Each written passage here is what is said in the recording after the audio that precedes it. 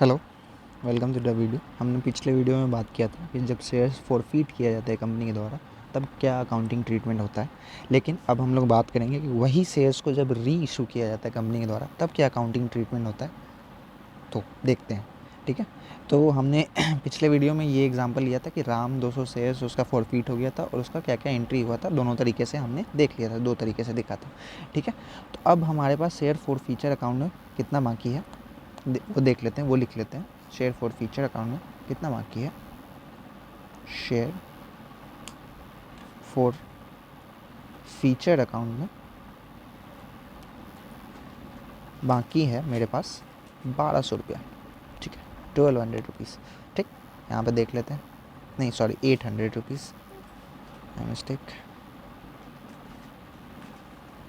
800 rupees बाकी है, ठीक है। अब इसको कैसे यूटिलाइज़ करेंगे वो देखते हैं। तो अक्सर कंपनी क्या करती है, जब इस फॉरफिटेड शेयर को री इशू करती है तो वो डिस्काउंट पे री इशू कर देती है, ठीक है। इसको कलर चेंज कर लेते हैं, ठीक है।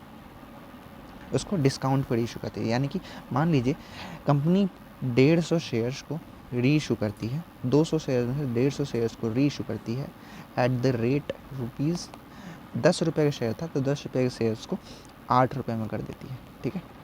देखते हैं, ठीक। तो अब क्या करती है कंपनी, पैसा उससे मंगाती है, ठीक है। तो पैसा बैंक अकाउंट डेबिट, पैसा आएगा तो बैंक अकाउंट डेबिट होगा, ठीक है। बैंक अकाउंट डेबिट कितने से, तो 150 शेयर्स पे 8 रुपये, 150 शेयर्स पे 8 रुपये से होगा। तो कितना हो जाएगा वो देख लेते हैं, ठीक। 150 शेयर्स पे 8 रुपये हो जाएगा 1200 रुपया, ठीक है, 1200 रुपीज़, ठीक है। लेकिन कंपनी का तो 2 रुपये का 2 रुपये डिस्काउंट पे बेच रही है, ठीक है। तो वो क्या करेगी, वो ये 2 रुपया शेयर फॉर फीचर अकाउंट से ले लेगी, ठीक है। शेयर फॉर फीचर अकाउंट से ले लेगी, शेयर फॉर फीचर अकाउंट, ठीक है। तो कितना, 1.5, अब शेयर फॉर फीचर अकाउंट से ले लेगी और फिर उसको अलॉट कर देगी to share capital, share to share capital, उसको जिसको भी बेचेगी उसको अलॉट कर देगी, ठीक है। तो यहाँ पे देख लेते हैं, ठीक है। यहाँ पे हो जाएगा 150 इंटू 10 हो जाएगा, ठीक है, यानी 1500, ठीक है। अब हम एक बात जान लेते हैं कि शेयर फॉर फीचर अकाउंट जो था, यहाँ पे शेयर फॉर फीचर अकाउंट ये पूरा 200 शेयर्स पे था। कितने शेयर्स पे था, 200 शेयर्स पे था, ठीक है। लेकिन इसको निकालना है हम लोग को 150 शेयर्स पे कितना फॉरफिट हुआ होगा। अगर ये 150 शेयर्स रहते तो इसको कितना फॉरफिट हुआ, ठीक है। तो हमको निकालना है, तो 800 200 शेयर्स पे हुआ है, ये प्योर यूनिटरी मेथड है, ठीक है। यानी 600 रुपये, यानी 150 शेयर्स पे मैंने 600 रुपये को फॉरफिट किया गया, ठीक है। तो हम इसको यूज़ कर लेंगे, ठीक है। यहाँ पे यूज़ कर लेंगे, कितना घट रहा है हम लोग का, तो 150 शेयर्स पे 2 रुपया मेरा घट रहा है, यानी डिस्काउंट पे दिया, तो मैंने 600 में से 300 यूज़ कर लिया, ठीक है। यहाँ पे ये मेरा कंप्लीट हो जाता है, री इशू का इसका कंप्लीट हो जाता है। बाकी जो बचा, बाकी कितना बचा मेरे पास, बाकी 50 शेयर्स मैंने री इशू नहीं किया, 50 शेयर मैंने री इशू नहीं किया, वो बचा हुआ है, ठीक है। कितना बचा हुआ है उस पर, 4 रुपये के हिसाब से 200 रुपया बचा हुआ है, ठीक है। और 150 शेयर्स में से मेरा 4 रुपया था 600 शेयर्स, ठीक है। ये टोटल मेरा फॉरफिटेड था। लेकिन ये 150 शेयर्स वाला था जो था, जो 150 शेयर्स वाला जो था, ये इसमें से मैंने 300 यूज़ कर लिया है, ठीक है। तो 300 यूज़ होने के बाद अब इसको क्या हो गया कि इसमें से बचा कितना, तो बचेगा इसमें 300 रुपया बचेगा। तो टोटल जो 300 इस 150 में से जो बचा, अब इसको मैं भेज दूंगा कहाँ, कैपिटल रिजर्व अकाउंट में। क्यों भेजूंगा,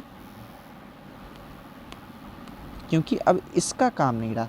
इस 50 रुपये पे जो 4 रुपये है, यानी कि 200 रुपया, इसको नहीं भेजूंगा कैपिटल रिजर्व अकाउंट में। ये 150 जो रीस हुआ, जितना रीस हुआ उतना ही उसी का पैसा जो बच गया बस उसी को भेजना है कैपिटल रिजर्व अकाउंट में। यानी कि फॉर फीचर अकाउंट को मैंने पहले क्रेडिट किया था, तो अब डेबिट कर दूंगा, रिवर्सल एंट्री और टू कैपिटल रिजर्व अकाउंट, ठीक है।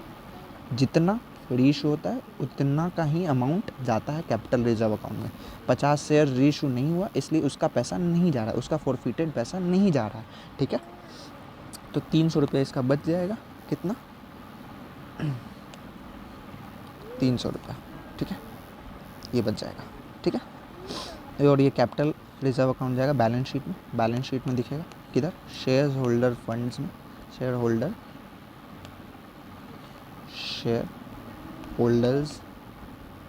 फंड में, रिजर्व एंड सरप्लस के अंदर,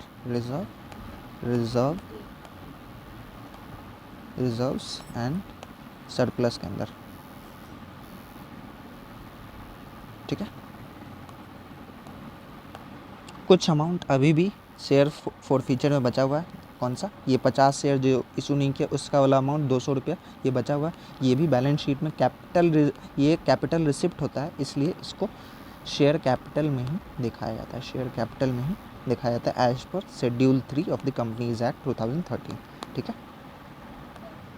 ये बात बस ध्यान रखिएगा कि जितना शेयर रीइशू हुआ है यानी 150 शेयर इस केस में देखा जाए तो 150 शेयर रीइशू हुआ है उतना ही उसी का अमाउंट बस कैपिटल रिजर्व में जाएगा। जितना रीइशू नहीं हुआ है यानी कि 50 शेयर पे 200 रुपया जो फॉर फ्यूचर अकाउंट में वो कैपिटल रिजर्व में नहीं जाएगा। ये हो गया अगर पार्टली रीइशू करेंगे तब, अगर फुल्ली रीइशू करेंगे तो ये जितना पूरा में से जितना बच जाएगा वो पूरा चल जाएगा, ठीक है। जैसे मान लो 800 शेयर्स में से मान लो 300 घटा के 500 अगर बच जाता, अगर फुल्ली रीइशू होता तो 500 बच जाता, तो ये 500 का 500 टोटल चल जाता अगर फुल इशू करते। तो अगर पार्टली इशू करते हैं तो जितना शेयर रीइशू हुआ है उसका प्रोपोर्शनेट अमाउंट जो शेयर फॉर फ्यूचर में है बस उतना ही अमाउंट कैपिटल रिजर्व में जाएगा, ठीक है। Thank you.